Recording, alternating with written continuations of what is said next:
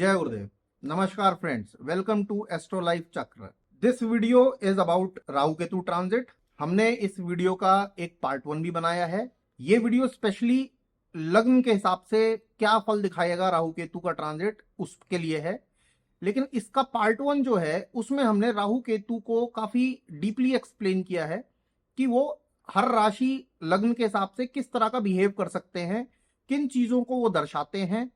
अगर आपने वो वीडियो नहीं देखा है तो मैं आपसे रिक्वेस्ट करूंगा कि आप लोग उस वीडियो का पार्ट 1 जरूर देखें, जिस पे आप यहां क्लिक करके देख सकते हैं। दूसरा, if you have not subscribed us, kindly subscribe us and press the bell icon, ताकि आप हमारी कोई वीडियो मिस ना करें। तो आइए शुरू करते हैं। अपना पहला असेंडेंट लेते हैं हम, टॉरस यानी कि वृष असेंडेंट।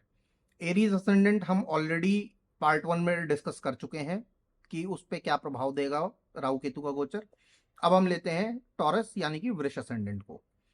वृष में राहु आपके 11th हाउस से गोचर करेगा और केतु आपके 5th हाउस से गोचर करेगा। 11th हाउस में राहु आपको फ्रेंड सर्कल का एक्सपेंशन देगा, सोशल सर्कल आपका बढ़ाएगा और ऐसे लोगों से वो आपको मिलवाएगा जो कास्ट, क्रीड और कल्चर में आपसे डिफरेंट होंगे, क्योंकि राहु फॉरेन का कारक है। इसका मतलब ये नहीं कि वो आपकी फ्रेंडशिप फॉरेनर से कराएगा। कास्ट, क्रीड और कल्चर भी अगर चेंज हो जाता है तो वो भी आपको फॉरेन की कैटेगरी में काउंट किया जाता है। राहु यहां पे आपकी डिजायर्स बहुत बढ़ाएगा, आपको बहुत डिजायर्स बढ़ जाएंगी कि मैं ये भी खरीद लूं, मैं वो भी खरीद लूं। दूसरा, राहु यहां पे मेटीरियलिस्टिक गेन्स के लिए काफी अच्छा रिजल्ट देता है, क्योंकि कोई भी पाप ग्रह 3, 6, 11 में शुभ रिजल्ट्स देता है। वहीं केतु आपके 5th हाउस से गोचर कर रहा है। 5th हाउस हमारे ज्ञान का घर है, हमारे बच्चों का घर है, हमारे लव अफेयर्स का घर है। तो ज्ञान, केतु यहां पे क्या है, एक ट्रांसफॉर्मेशन लाएगा आपके ज्ञान के अंदर। वो आपको ऑकल्ट, मंत्र साधना, एस्ट्रोलॉजी, इन चीजों की पढ़ाई में आपकी रुचि बढ़ सकती है अचानक से, या आप अगले 1.5 साल तक इस तरह की पढ़ाई को पढ़ने के लिए तैयार रहेंगे। दूसरा, ये क्योंकि लव अफेयर्स का भी घर है और केतु हमेशा कट लगाता है, तो it is very much possible कि आपका कोई लव अफेयर अगर चल रहा है तो हो सकता है कि वो आपका ब्रेकअप हो सकता है उसके अंदर। सेकेंडली, अगर आपके बच्चे 18 वर्ष से कम आयु के हैं और 10 वर्ष से ज्यादा के हैं, तो I will recommend you all कि आप लोग अपने बच्चों पे थोड़ा सा नजर रखें, क्योंकि 11th हाउस में राहु चल रहा है और 5th में केतु है। तो ऐसे में क्या है कि बच्चे एडिक्शंस की तरफ जा सकते हैं। तो I will request you all कि आप अपने बच्चों पे थोड़ा सा ध्यान रखें अगले 1.5 साल तक, सो दैट कि वो किसी बुरी संगत का शिकार ना हो पाए। अब लेते हैं जेमिनी असेंडेंट यानी कि मिथुन लगन। मिथुन लगन के लिए राहु 10th हाउस में गोचर करेगा और केतु 4th हाउस में गोचर करेगा। 10th हाउस में राहु आपको कैरियर में एक्सपेंशन देगा। जॉब है तो आपको फॉरेन लैंड में वर्क करने के ऑफर मिल सकते हैं। यहां राहु आपसे ऐसी गलतियां कराएगा जो आपको आगे चल के दिक्कत क्रिएट करेंगी, क्योंकि राहु इल्यूजन है ना। So you have to be very particular about any decision you are taking. आप 2-4 लोगों से सलाह लेके ही कोई भी डिसीजन लीजिएगा, क्योंकि राहु 10th हाउस में जो इल्यूजन क्रिएट करता है। तो ऐसा ना हो कि आप उस इल्यूजन के चक्कर में वो डिसीजन अपने कैरियर में ले बैठे। वहीं केतु 4th हाउस में है, आपके घर में एक मेजर ट्रांसफॉर्मेशन आ सकता है। आप घर बना सकते हैं, प्रॉपर्टी खरीद सकते हैं, व्हीकल खरीद सकते हैं या बेच सकते हैं, क्योंकि राहु और केतु कट भी है। तो कोई पिछली पुरानी प्रॉपर्टी या पुरानी गाड़ी आप बेच भी सकते हैं इस पीरियड में। दूसरा, केतु क्योंकि 4th हाउस से है तो ये भी दर्शाता है कि आपको घर हो सकता है कि काम की वजह से छोड़ के जाना पड़े कुछ समय के लिए। तो आपको इसको पॉजिटिव वे में ही लेना है, नेगेटिव वे में नहीं लेना है, क्योंकि राहु 10th हाउस में एक्सपेंशन देगा, केतु कट मारेगा आपका 4th हाउस में, तो आपको घर छोड़ना पड़ेगा काम की वजह से for a certain period of time. अब लेते हैं कैंसर असेंडेंट यानी कि कर्क लगन। कर्क लगन के लिए राहु का गोचर 9th हाउस से और केतु का गोचर 3rd हाउस से होगा। राहु का गोचर जब 9th हाउस से होता है तो व्यक्ति गुरु की खोज करता है या गुरु से मिलना चाहता है, या उसको कोई ऐसा गुरु मिल जाता है जिसकी वो बहुत दिनों से खोज कर रहा था। दूसरा, आप लंबी धार्मिक यात्राओं पे जा सकते हैं, क्योंकि 9वां घर धर्म का घर है, धार्मिक घर है, तो आप धार्मिक घर यात्रा कर सकते हैं, लंबी वो भी। दूसरा, केतु क्योंकि 3rd हाउस में है, तो ऐसे में क्या होगा कि आप अंतर्मुखी हो जाएंगे, रिजर्व नेचर के हो जाएंगे। इस पीरियड में आप बात करना पसंद नहीं करेंगे बाहर के लोगों से ज्यादा, आप अपने आप को रिजर्व करके रखना चाहेंगे, और धर्म में आपकी रुचि बढ़ जाएगी। कम्युनिकेशन में आप धार्मिक चीजों का उल्लेख ज्यादा करना शुरू कर देंगे। आपके छोटे भाई बहन भी इस पीरियड में धार्मिक हो सकते हैं, क्योंकि केतु जो है ना, एक ट्रांसफॉर्मेशन इन लाइफ देता है जहां भी जाता है। तो ये ट्रांसफॉर्मेशन आपकी लाइफ में आ सकता है राहु केतु के इस गोचर से। अब लेते हैं लियो असेंडेंट यानी कि सिंह राशि। लियो असेंडेंट के लिए राहु का गोचर 8th हाउस से और केतु का गोचर 2nd हाउस से हो रहा है। जब राहु का गोचर 8th हाउस से होता है तो ऑकल्ट में इंटरेस्ट, रिसर्च कैपेबिलिटीज बढ़ जाती है इंसान की, और अचानक धन आने की संभावना बहुत बढ़ जाती है अगर राहु आपकी कुंडली में पॉजिटिव चल रहा है तो। रिसर्च इसलिए क्योंकि 8th हाउस आपका रिसर्च के लिए होता है, ये आपको रिसर्च ओरिएंटेड बना देगा इस पीरियड में। और क्योंकि आपको ऑकल्ट भी दर्शाता है 8th हाउस, तो आप ज्योतिष, मंत्र साधना या इस तरह की और दूसरी विद्याओं में आपका इंटरेस्ट बढ़ाएगा ये, क्योंकि केतु आपका 2nd हाउस से गोचर कर रहा है। तो ऐसे में आपका खान पान चेंज हो सकता है, आप खाने पे रिस्ट्रिक्शंस लगा सकते हैं, या आप नॉनवेज खाते हैं तो आप वेजिटेरियन शिफ्ट हो सकते हैं, क्योंकि 2nd हाउस हमारा खान पान भी है, हमारी बोली भी है। तो आप के अंदर ये चेंजेस देखने को मिलेंगे जब केतु 2nd हाउस से गोचर करेगा। 2nd हाउस का केतु आपको धन की तरफ आपका झुकाव ज्यादा बढ़ जाएगा, क्योंकि आप धन के प्रति सतर्क हो जाएंगे। 2nd हाउस में केतु आपकी वाइफ, अगर आप शादीशुदा हैं तो आपके ससुराल में किसी अनहोनी की संभावना को भी दिखाता है। तो इस 1.5 साल में कोई अनहोनी की संभावना होने की बहुत ज्यादा चांसेस हैं आपके वाइफ के या आपके हस्बैंड के घर में। अब लेते हैं कन्या राशि यानी कि वर्गो असेंडेंट। वर्गो असेंडेंट के लिए केतु का गोचर उनके लग्न में और राहु का गोचर उनके 7th स्थान से हो रहा है। केतु का गोचर जब भी लग्न से होता है, लाइफ में एक मेजर ट्रांसफॉर्मेशन देता है। आप अपनी बॉडी, क्योंकि लग्न हम खुद होते हैं ना, तो आप अपनी बॉडी को लेके बड़े ही कॉन्शियस हो जाते हैं। आप हो सकता है कि योग ज्वाइन कर लें, योगा शुरू कर दें, आप हो सकता है जिम भी शुरू कर दें, क्योंकि केतु मंगल को भी दर्शाता है, तो आप जिम भी शुरू कर सकते हैं। आप अपनी बॉडी के लिए कॉन्शियस हो जाएंगे इस पीरियड में 1.5 साल तक। और क्योंकि राहु आपके 7th हाउस में गोचर कर रहा है, तो 7th हाउस का राहु क्या होता है ना कि आपको, आप अगर शादीशुदा नहीं है तो आपकी फ्यूचर वाइफ या स्पाउस से आपको मिलवा सकता है। राहु क्योंकि फॉरेनर इन नेचर होता है, तो वो व्यक्ति कास्ट क्रीड कल्चर में आपसे डिफरेंट होएगा। ये एक नए रिलेशनशिप्स की शुरुआत भी दिखाता है। अगर आप शादीशुदा हैं तो आप अपने हस्बैंड या वाइफ को कोई महंगी आइटम या महंगी चीज आप कोई गिफ्ट कर सकते हैं। क्यों? क्योंकि मीन राशि शुक्र की उच्च राशि होती है और राहु का यहां गोचर है, तो वो शुक्र के प्रभावों को भी दिखाएगा। तो आप इस तरह से कुछ महंगी आइटम गिफ्ट भी दे सकते हैं अपने स्पाउस को, चाहे हस्बैंड हो चाहे वाइफ हो। अब लेते हैं लिब्रा असेंडेंट यानी कि तुला राशि। लिब्रा असेंडेंट में केतु 12th हाउस में और राहु 6th हाउस में गोचर कर रहा है। 6th हाउस में राहु का गोचर बहुत अच्छा होता है और 12th हाउस में केतु का बहुत अच्छा माना जाता है, क्योंकि केतु मोक्ष का कारक है और मोक्ष का भाव 12th हाउस होता है।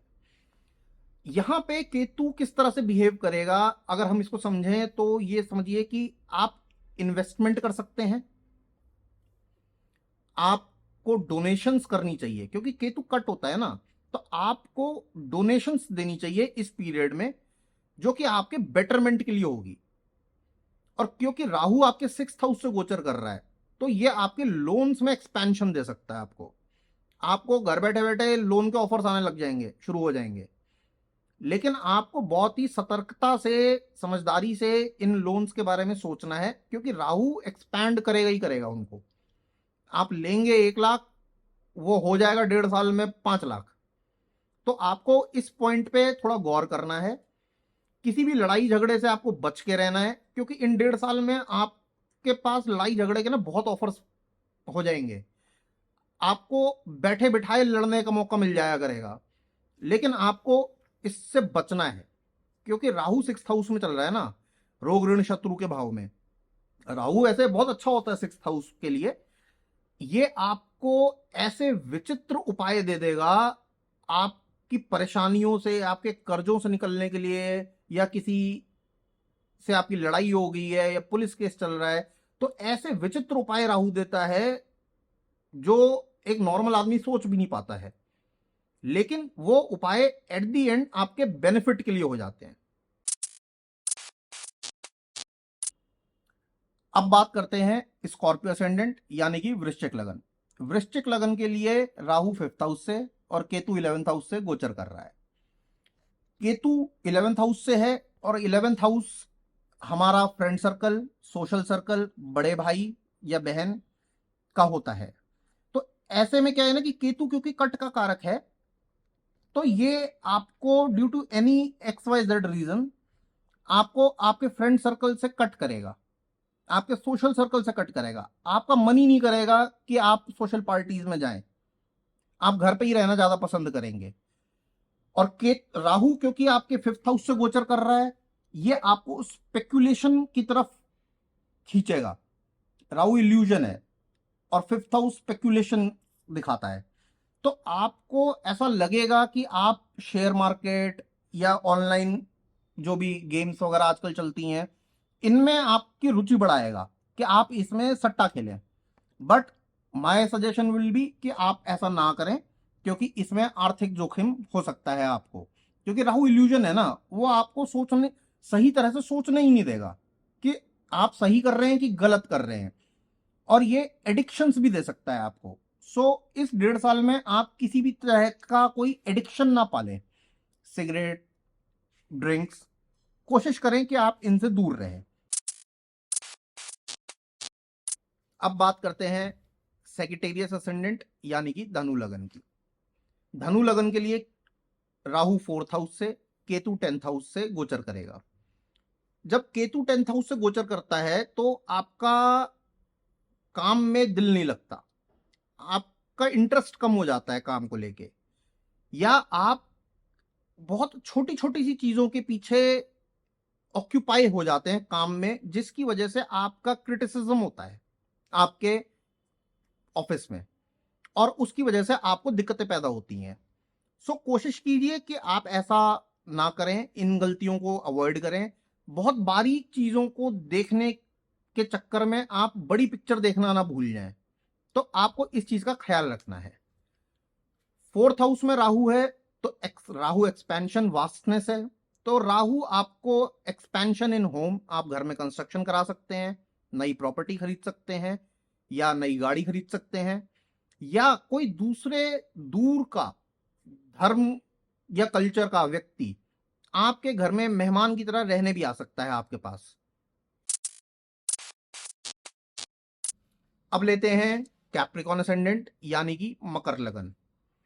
मकर लगन में केतु आपके 9th हाउस से, राहु आपके 3rd हाउस से गोचर करेगा। 3rd हाउस से राहु का गोचर बहुत ही अच्छा माना जाता है, क्योंकि पाप ग्रह 3, 6, 11 से जब भी गोचर करते हैं तो वो पॉजिटिव रिजल्ट्स देते हैं उन हाउसेस के रिगार्डिंग।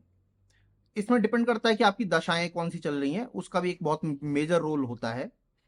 लेकिन अगर हम 3rd हाउस राहु और 9th हाउस केतु की बात करें, तो आपके छोटे भाई बहन के खर्चे अचानक बढ़ जाएंगे, आपकी कम्युनिकेशन पावर अचानक बढ़ जाएगी, आप बहुत अच्छा कम्युनिकेट कर पाएंगे लोगों के साथ।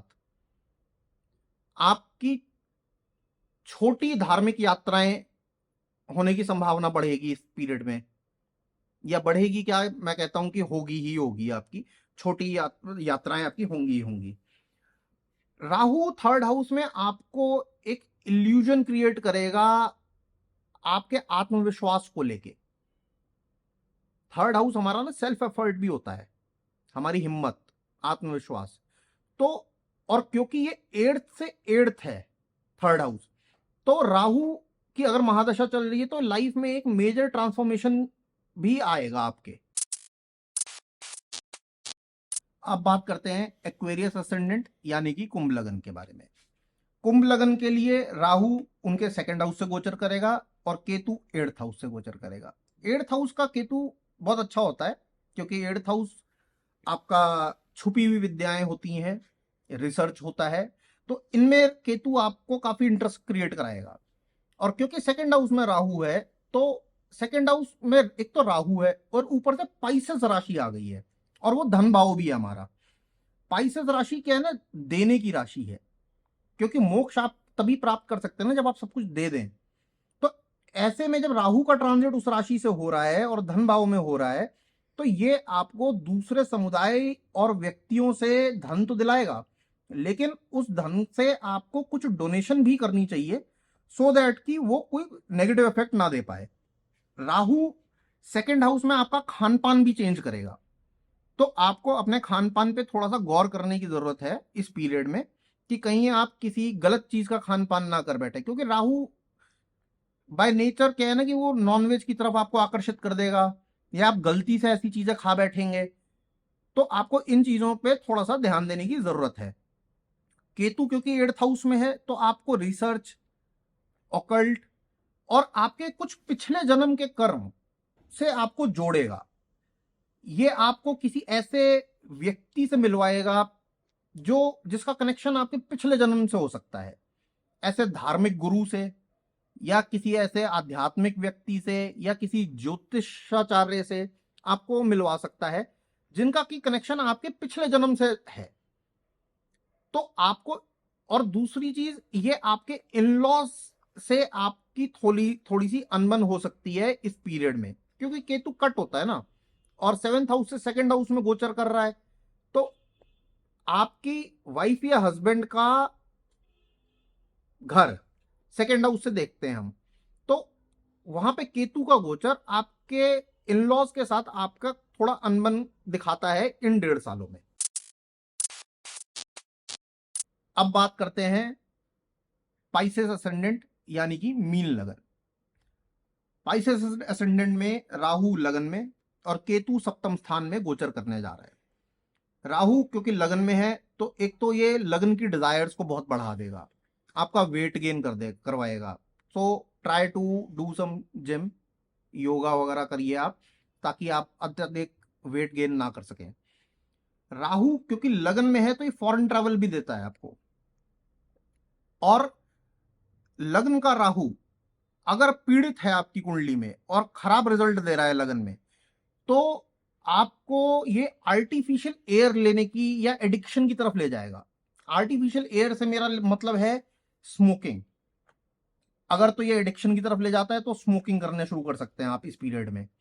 और अगर ये नेगेटिव है, और हेल्थ, क्योंकि लगन हम खुद होते हैं और आपकी हेल्थ पे नेगेटिव इंपैक्ट दे रहा है, तो आपको ऑक्सीजन या नेबुलाइजर लेने की भी जरूरत पड़ सकती है इस पीरियड में। तो इसका आप खास ख्याल रखें कि ऐसे कोई नेगेटिव इफेक्ट्स आपके हेल्थ पे ना आए, क्योंकि केतु सप्तम में गोचर कर रहा है। तो अगर आपकी शादी हो चुकी है, तो शादीशुदा जीवन में तनाव उत्पन्न करेगा ये, आपके बिजनेस पार्टनरशिप्स में तनाव उत्पन्न करेगा।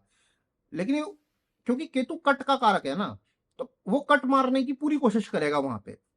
और जब केतु सेवेंथ से गोचर करता है, तो होता क्या है कि क्योंकि सेवेंथ हाउस हमारे पार्टनर्स और हमारी वाइफ या हमारे हस्बैंड का होता है, तो और राहु हमारे लगन में चल रहा होता है उस वक्त, तो वो लोग हमको चेंज करने की कोशिश करते हैं, वो आपको बदलने की कोशिश करेंगे, जिसकी वजह से वो तनाव बढ़ता है।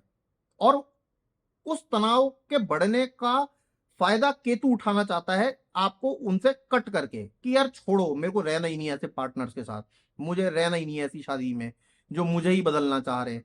बट ये सब एक इल्यूजन है, ये एक इल्यूजन है। आपको इस इल्यूजन से बचना चाहिए क्योंकि राहु लगन में चल रहा है आपके, तो आपको इस इल्यूजन से बचना चाहिए।